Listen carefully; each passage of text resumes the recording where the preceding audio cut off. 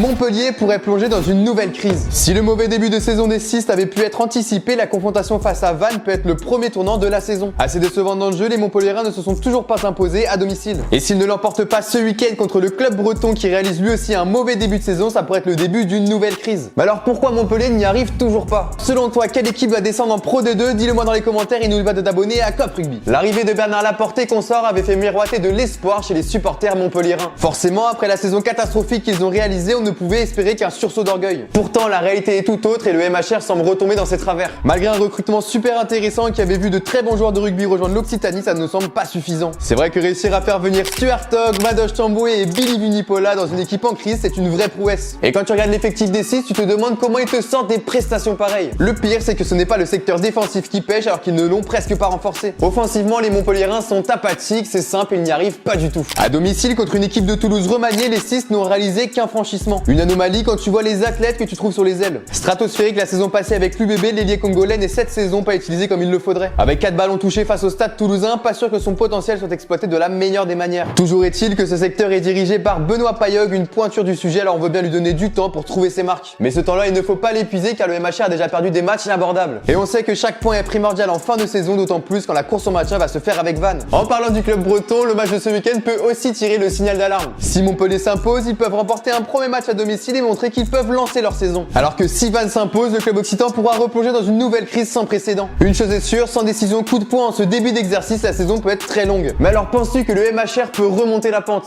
Dis-le moi dans les commentaires et surtout n'oublie pas de t'abonner à Cop Rugby.